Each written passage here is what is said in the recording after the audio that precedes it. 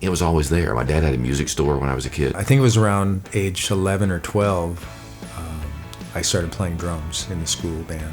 And I just picked up playing. Nobody ever sat me down and said, hey, learn these chords. It was just kind of osmosis. I was around it all the time. After about a year in the rock band, I went back to college and started studying seriously, and that's when I decided that I would, make music a career. It was like a language we all spoke. It was, we were a bilingual family, and it was English and music, I learned a lot of theory. I was sort of a theory composition minor, and then I studied percussion performance as my major. As a professional songwriter, I made it a point, because I'm from the Midwest and had this blue-collar upbringing, and point to approach it like a real job, and I would go in and co-write at least once every day, 5 days a week, sometimes twice. I come down every day and we'll listen to tracks, or I'll noodle around on guitar. Most of my ideas come out of the car. When I'm driving a car, I think of a line, I chase it down to see where I'm going with it. I try to write something every day just to stay inspired and see what's there. I'm more of a cloistered hermit musician, right? So it feels kind of private, and it feels kind of my own world that I share a little bit of, The biggest success to me was just being able to make a living doing this, and to do this and nothing else. That's so rare and humbling.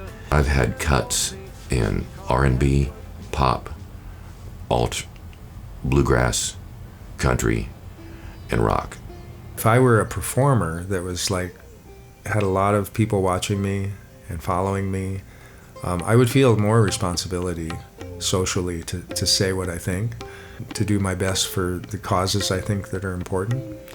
So I think the more exposure you have, you would have more responsibility possibly to, connect culturally, or be an influence, and hopefully a positive influence,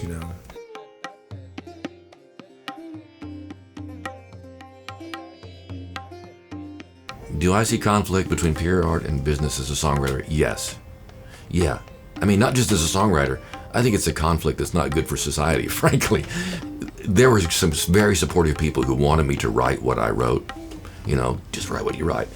They would say that, but that was not going to work. I was not going to maintain a deal. They were not going to make any money if I wrote what I write. So I would go in there every day and try to figure out, for me, it was like artistically demoralizing.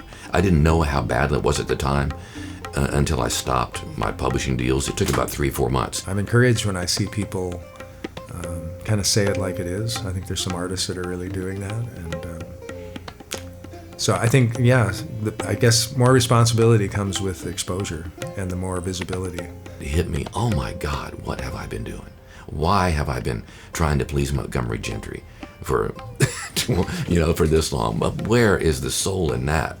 And there, in that machine of Music Row, and I get it, it's so fear-based. Nobody loses their job for saying no. People get fired for saying yes all the time, so everybody's terrified. I mean, I think there's some awesome people making awesome music, but there's a huge trendy aspect to it. I mean, music's very homogenous. Pop music is quite homogenous.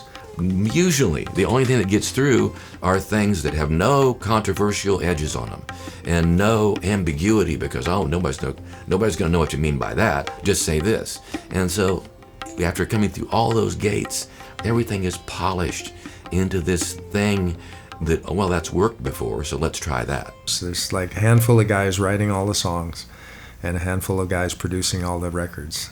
I guess you could make an argument that there's an art to putting words in the mouth of somebody who doesn't want to say anything that's going to, move anybody greatly, except, in acceptable ways. It tends to get homogenized in one way because they're looking for these big, catchy pop hits, right? Yeah, is that an art or is that a craft? I don't know. That's another question.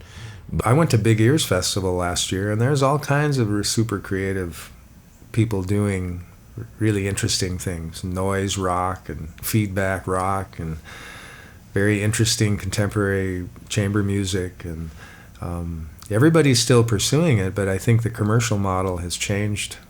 the music that you listen to, the music that you create, it's an interconnected cycle out of what's going on around you. And that's kind of what worries me about today. I think music is so much background music now. The way that my kids, who are smart, genuinely caring people, listen to music, it's something going on in the background to a degree, and that's not a ticket to somewhere deeper. When we were young and we listened to Led Zeppelin, there was mystery. When we heard Hendrix or we heard these records, how did they do that? We didn't know. Or how did Miles Davis and Charlie Parker do what they did? When I was buying records when I was a teenager, we just couldn't wait till the next Zeppelin record came out. And it's because you didn't know what was going to be on there. There was a mystery to it, and you had to figure it out. And it was just a journey inside, So I think when that's not available to people, it's tragic. And it's a cycle that feeds on itself. People don't go inside as deeply as they used to, so the music becomes more shallow, and that doesn't take you as deep, so the music becomes more shallow. And I hope that there's a backlash going on to that right now. One of the things I play Indian music for, and I don't really get hired to be an Indian musician, but it's almost like the yoga of music. And yoga is a term that means yoke, so coming in union with something. It affects my well-being in multiple ways. I mean, the first thing I think of is all the positive stuff. But like I say, I think it was my first exposure to really going inside, looking inside yourself. I became a meditator at a pretty young age, having never seen, that I recall, anybody meditate. And I really think it came out of that sitting down and creating in a solitary way and playing music and thinking about that and have it resonate. What you're thinking resonates out into the world and back into you again. I mean, so that is still something I go back to. If I'm stressed out, late at night, whatever, I'll just pick up a guitar and start noodling. That's the way I often write my best things too, but I'm not sitting down to write.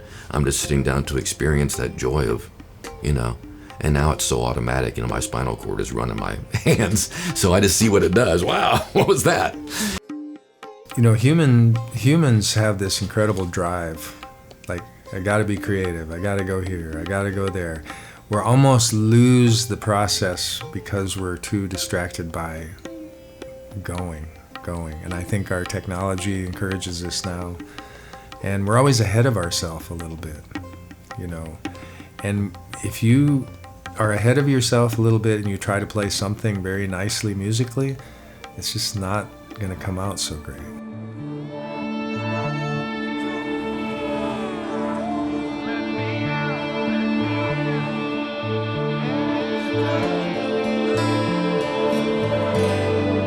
Sitting at a red light. The youth was really mad about Vietnam, but if you watch Woodstock, the first one, there's very little anger on that stage. It's pleading. It was just this real, hopeful, pleading message to everybody else. Why can't we just do this in peace? And it seemed to me, when there was a real problem, when we had real problems to deal with, they were so big that people's real soul came out in it. There's a black man on the corner yelling like he's on. And they knew that somehow, instinctively, the music knew that we needed peace and connection. And so that's where it was coming from. Cycles, everybody talks to no one, and the anger's barely sleeping in their hands.